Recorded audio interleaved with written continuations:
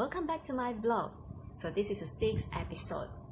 As you know, I was away in UK for about a month and I'm finally back home now.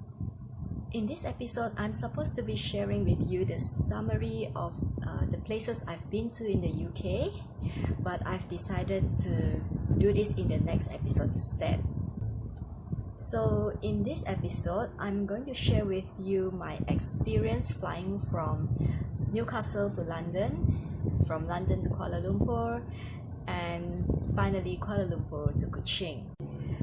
It was an eventful flight for us from Kuala Lumpur to Kuching. We are supposed to be home on the 2nd April, just before midnight, but ended up we only got home in the afternoon of 3rd of April. Many of you already knew about it from my posting on Facebook and Instagram on the night of 2nd April. In this vlog, I'm going to do a summary of it. Whatever I'm sharing are based on my own experiences and also my expectations. Let's get back to this story. I have my notes here. I'm afraid that I might forget some of the points.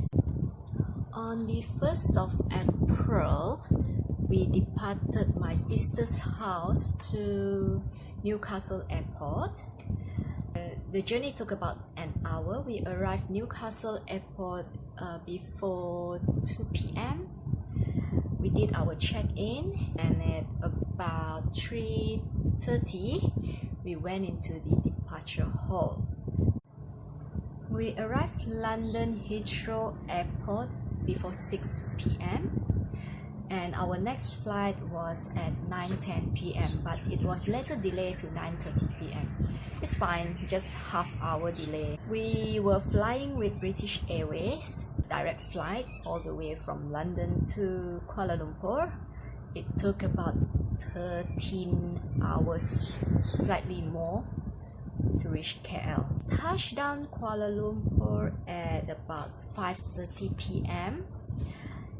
and our next flight from Kuala Lumpur to Kuching was supposed to be at 9 p.m. but it was delayed to 10:55 p.m. We waited and waited and waited. Then someone from the airline told us to claim our meal voucher from the transfer desk because the flight is going to be delayed again until further notice. About 11:30, we were informed that the flight was cancelled, and everyone rushed to the transfer desk to do further arrangement on accommodation and transportation and for the next flight the next. When I was posting about it, I was still in queue waiting for my turn to get my arrangement, and finally when it reached me, we were given choices of flight for 3rd of April on which flight we want to take to go back to Kuching. I chose to fly at 11 a.m. because we have been on a long haul flight and it was a long journey. We really need time to rest or at least freshen up and lie down on our back. Went down to wait for our transport at 1 a.m. to go to our hotel at it's called Nilai Springs Resort Hotel, which is located in Nilai. So basically we have a free hotel stay for the night, but we need to wake up early for breakfast and need to depart to the airport at 8:20 a.m. but the bus only came after 9 a.m. Since our flight is at 11 a.m. so there is no rush as we are all checked in. So everything was quite relaxed, and when we reached the airport, we found out that the flight was delayed to 11:30 a.m.